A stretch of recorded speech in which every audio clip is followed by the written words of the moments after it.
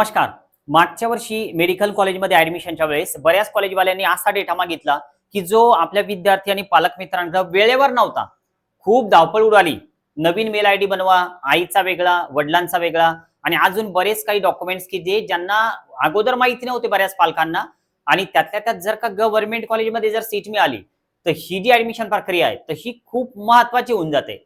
कारण वेळेवर खूप धावपळ उडते. तर त्यासाठी काही महत्वाचे पॉइंट आपण आज या व्हिडिओमध्ये चर्चेला घेतोय. नवीन असाल तर जिजाऊ अकॅडमीला सबस्क्राईब करायला विसरू नका. बघा, आता हे जे कॉलेज आहे हे पीडीएफ आहे आपल्या छत्रपती संभाजीनगर कॉलेजचं, जीएमसी छत्रपती संभाजीनगर. आता या पीडीएफला आता इन्फॉर्मेशन बुकलेट जे असतं ऍडमिशन साठी मिळतं आपल्याला, तर ते हे बुकलेट आहे. तर यामध्ये जर आपण स्क्रोल करत जर का घेतलं तर सगळी माहिती आहे. जवळपास लागणारे डॉक्युमेंट तुम्हाला नेमके कोणते लागतील, तुम्हाला किती फीचा डीडी काढावं लागेल आणि त्यानंतर सोबतच एक या पीडीएफ मध्ये अशी लिंक दिलेली आहे का त्यामध्ये गुगल फॉर्म आहे आणि तो गुगल फॉर्म आपल्याला फिल करून द्यावा लागतो जर आपल्याला या कॉलेजमध्ये सीट मिळाली तर. पण आता याच कॉलेजमध्ये नाही, अजूनही बरेच कॉलेजवाले अशीच माहिती घेतात आणि ही माहिती आतापासून आपली तयार असणं खूप गरजेची आहे. आपला विद्यार्थी अभ्यास करतोय पण पालक म्हणून आपली एक जबाबदारी आहे की ही सगळी इन्फॉर्मेशन कलेक्ट करून ठेवायला पाहिजे. सुरुवातीला आता मी त्या फॉर्मची लिंक तुम्हाला दाखवतोय की यामध्ये नेमकी कोणकोणती माहिती आहे. बघा, हे जर आपण बघायला गेलो तर हा पूर्ण गुगल फॉर्म आहे की आता समजा आपण सुरुवातीपासून बघूया. मी याला शेवटपर्यंत बघत घेतलं होतं तर त्यामध्ये शेवटचं पेज आलं. बघा, आता यामध्ये जर आपण बघत घेतलं तर हे सगळं मी तुम्हाला स्टेप बाय स्टेप या व्हिडिओमध्ये सांगतोय की नेमकं आपल्याला काय काय फिल करावं लागतं. पण एक लक्षात घ्या, आता हा जो गुगल फॉर्म आहे तर असा एक विचार अगोदर माझा असा झाला होता की जिजाऊ अकॅडमी कडनं एक असा तुम्हाला फॉर्म प्रोव्हाइड करावा, गुगल फॉर्म, की ज्यामध्ये तुम्ही माहिती भरावी. पण परत विचार बदलला. कारण असं की तुमचा सगळा जो पर्सनल डेटा आहे तर तो या फॉर्म मध्ये कलेक्ट होईल आणि तो आमच्याकडे सेव्ह होऊन जाईल. तर ते मला नको होतं. तर त्यामुळे हा गुगल फॉर्म मी कुठेही पेस्ट केलेला नाही याची लिंक. ओके, आता बघूया आपण यामध्ये जर आपण विचार करायला गेलो तर हे पीडीएफ आहे गव्हर्नमेंट कॉलेजचं. आणि जर समजा आपण याला स्क्रोल करत घेतलं तर जवळपास 3 ते 4 नंबरचं जे पेज आहे तर त्यामध्ये आपल्याला एक हे जे फोल्डर आणा तर हे दिसतं की यामध्ये कॅन्डिडेटचं नाव टाका, त्या फोल्डरला कॅटेगरी असेल, ऍडमिशन कोटा असेल, मोबाईल नंबर असेल.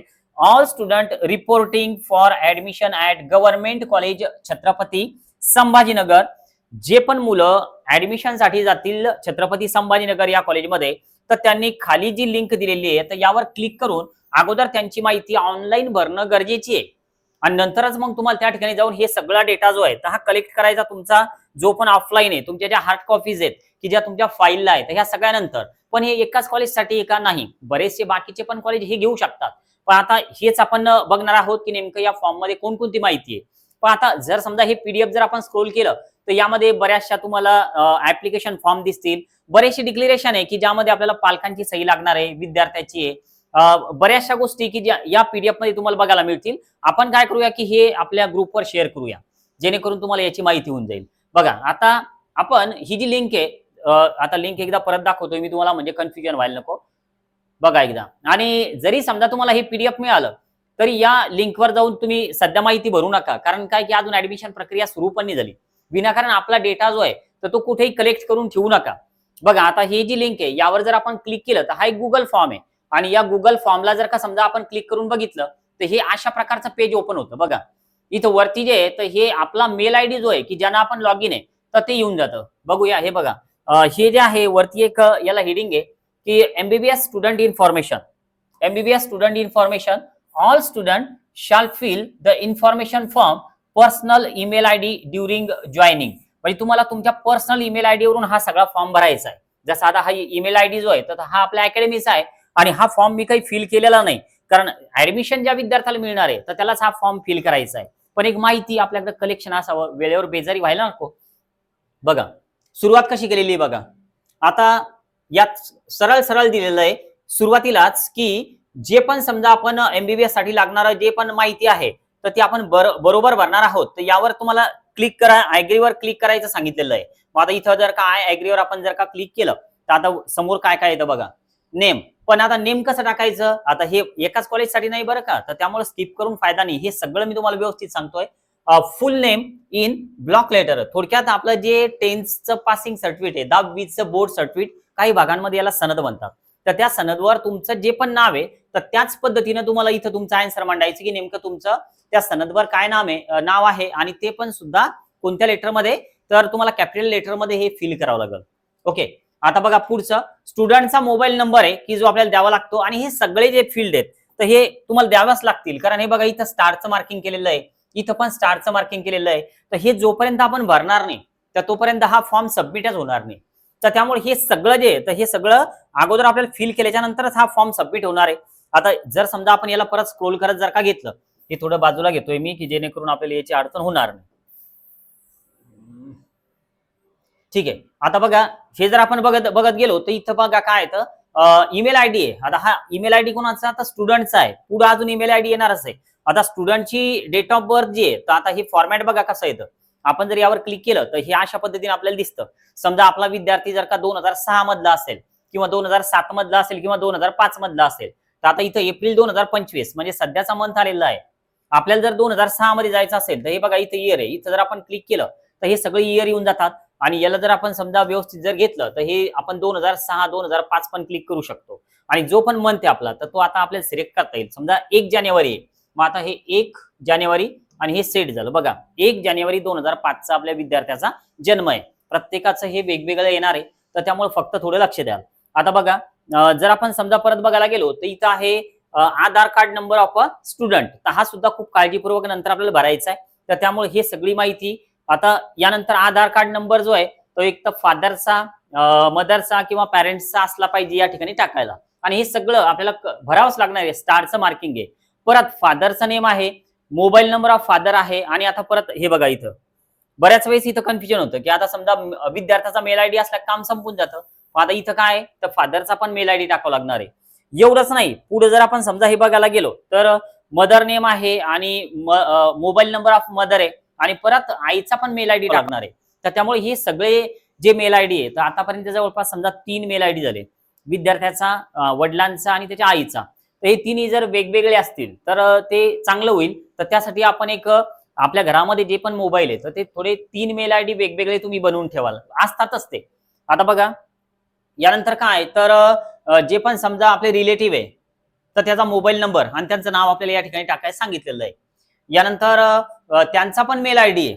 ओके, माहिती भरपूर आहे. आता यानंतर जे आपले पॅरेंट्स आहेत, आई वडील आहेत, तर त्यांचा जो पण व्यवसाय आहे तर तो या ठिकाणी आपल्याला टाकायला सांगितलेला आहे. इथं जर आपण क्लिक केलं तर जे पण समजा आपला कीबोर्ड आहे तर तो अशा पद्धतीने ओपन होतो. आणि इथं आपण टाकू शकतो की समजा आपले वडील फार्मर असतील तर फार्मर टाका, टीचर असतील तर टीचर टाका.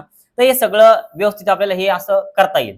आता जर समजा आपण याला परत स्क्रोल करत घेतलं तर आपले जे पण डिटेल्स आधार कार्डवर मेन्शन आहेत की ज्यामध्ये ऍड्रेस आहे आपला, तर तो ऍड्रेस या ठिकाणी आपल्याला फिल करायचं सांगितलेलं आहे. आता यानंतर आपल्या पालकांचा ऍड्रेस. आता हे बघा SSC म्हणजे 10th क्लासचं आपलं जे इयर ऑफ पासिंग आहे, आपला विद्यार्थी नेमका कधी पास झाला तर हे त्या पासिंग सर्टिफिकेटवर सुद्धा असतं, तर ते आपण या ठिकाणी टाकू शकतो नंतर. आता हे बघा SSC पास फॉर्म. आता हे कुठून पास झालेला आहे विद्यार्थी. आता हा जो ॲरो आहे तर यावर जर का आपण क्लिक केलं या ठिकाणी, ओके, ते बघा हे, तर यावर जर आपण क्लिक केलं तर काय होतं बघा की तुमच्याकडे 2 ऑप्शन ओपन होतील. त्यावर क्लिक केल्याच्या नंतर एक आहे महाराष्ट्र आणि दुसरं आहे आउटसाइड महाराष्ट्र. थोडक्यात महाराष्ट्रामधून तुम्ही आपली 10वी केली का महाराष्ट्राच्या बाहेरून केली तर एक ऑप्शन आपल्याला सिलेक्ट करावं लागतं. सपोज आपण महाराष्ट्र सिलेक्ट केलं तर हे महाराष्ट्र येऊन जातं इकडे. ओके, बघा इथं खाली महाराष्ट्र आलं. आता यानंतर आपलं SSC पासिंग इयर जे आहे तर ते टाकावं लागतं. आणि पुन्हा तेच आहे की तुम्ही HSC नेमकं कोणत्या ठिकाणून केलं, की महाराष्ट्रामधून केलं का आउटसाइड महाराष्ट्रामधून केलं. यानंतर नेम ऑफ बोर्ड. आता कोणी CBSE वाला असेल आणि कोणी स्टेट बोर्ड वाला असेल तर वेगवेगळे बोर्ड आहे. तर आता समजा तुम्ही पास कुठून झालेले, कोणत्या बोर्ड मधून आहे, महाराष्ट्र बोर्ड मधून का CBSE मधून, तर हे तुम्ही या ठिकाणी फिल करायचं आहे. ओके, आता यानंतर तुम्हाला फिजिक्स मध्ये किती मार्क्स आहे, तुम्हाला केमिस्ट्री मध्ये किती मार्क्स आहे, बायो मध्ये किती मार्क्स आहे, आणि टोटल तुमचा जो PCB आहे तर हा 300 पैकी नेमका किती भरतो. कारण हे क्वालिफाईंग क्रायटेरियाचा विषय असतो की आपला क्वालिफाईंग क्रायटेरिया नेमका आपल्याला माहिती असला पाहिजे की कॅटेगरीसाठी आणि ओपनसाठी. यानंतर या व्यतिरिक्त तुमचा जर काही क्वेश्चन असेल तर नक्की मला कमेंट बॉक्समध्ये सांगा. आता हे जे आहे तर हे आफ्टर नीट रिझल्ट भरावा लागणारी ही माहिती आहे. सध्या आपण व्हिडिओ बनवतोय, अजून नीटची एक्झाम पण नाही झाली, पण वेळोवेळी आपल्या विद्यार्थ्यांना हे सगळं माहिती व्हावं तर यासाठी माझे एक प्रयत्न असतात. आमच्या सर्वांचं एक टीम आहे जी जव अकॅडमी म्हणजे, तर त्यामुळे आमचे एक प्रयत्न आहे की विद्यार्थ्यांना एक करेक्ट आणि वेळेवर माहिती पोहोचावी. तर त्यासाठी हे सगळे प्रयत्न सुरू आहे. बघा आता हे 2024 चे मार्क आहे, पण इथं 25 होईल नंतर. आता यानंतर पर्सेंटाईल. आता हे पर्सेंटाईल कुठं असतं, तर आपलं जे स्कोअर कार्ड येतं म्हणजे नीटची मार्कशीट, तर त्यावर आपलं पर्सेंटाईल असतं, तर ते पाहून आपण ते टाकू शकतो. आता कोटा ऑफ ऍडमिशन, आता दोन प्रकारचे कोटा असतात. एक असतो ऑल इंडिया कोटा आणि दुसरा असतो स्टेट कोटा. यावर जर आपण क्लिक केलं तर ते दोन्ही कोटा दिसतील आपल्याला. बघा, AIQ म्हणजे ऑल इंडिया कोटा आणि स्टेट कोटा, दोन्हीचे कट ऑफ हाय जातात. कारण GMC छत्रपती संभाजीनगर जे आहे, तर ते टॉप 5 मध्ये येणारं कॉलेज आहे. कट ऑफ बद्दल जर तुम्हाला व्हिडिओ पाहिजे असेल तर नक्की कमेंट बॉक्समध्ये सांगा की नेक्स्ट व्हिडिओ आपण याचा बनवूया. आता बघा, पुढची जी इन्फॉर्मेशन आहे, तर ती राऊंड ऑफ ऍडमिशन म्हणजे तुमची ऍडमिशन नेमकी कोणत्या राऊंड मधून झालेली आहे. फर्स्ट राऊंड मधून, सेकंड राऊंड मधून, थर्ड मधून का स्टे वॅकन्सी राऊंड मधून. तर हे पण आपल्याला क्लिक करायचं. सपोज आपण सेकंड राऊंड मधून ऍडमिशन करतोय तर सेकंड राऊंडवर क्लिक करायचं.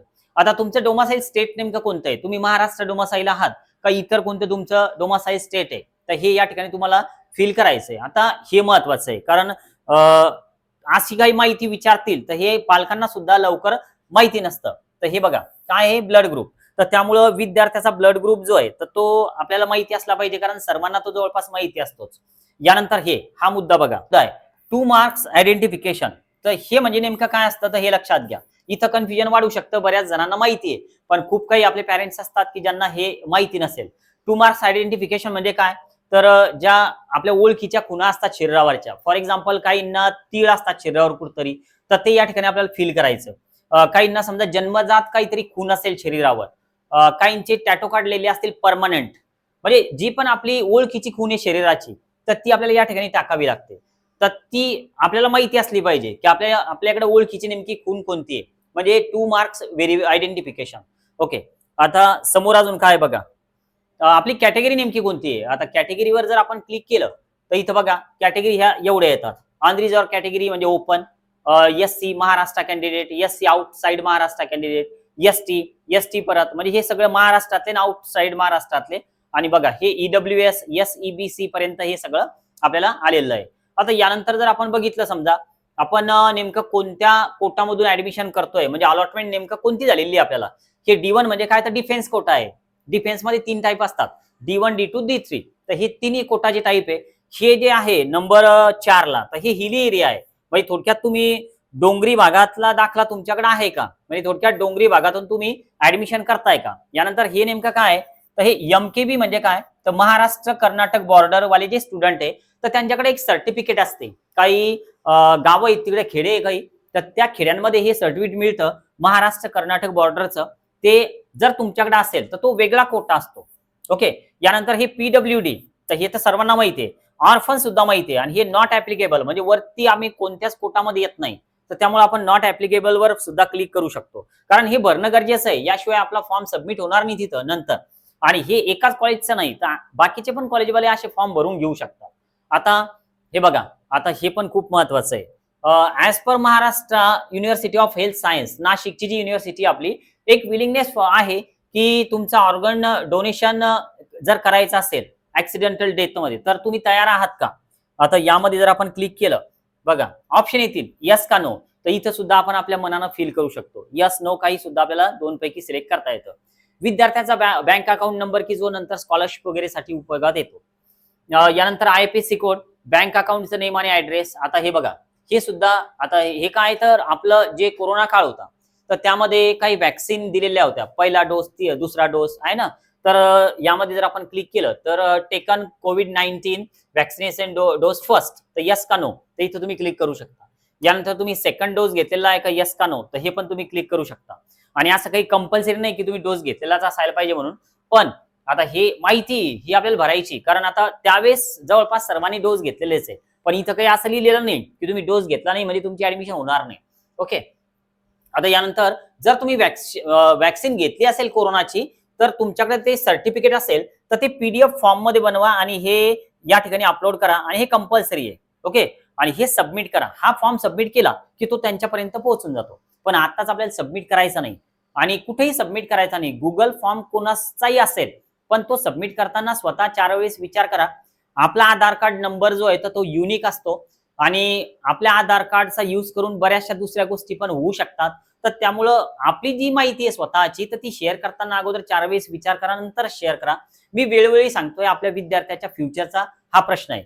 असं काही नाही की तुम्ही काउन्सिलिंगच जॉईन करायला पाहिजे आमचं, तुम्ही कुठेही जॉईन होऊ शकता. पण ह्या गोष्टी नक्की तुम्ही लक्षात ठेवा.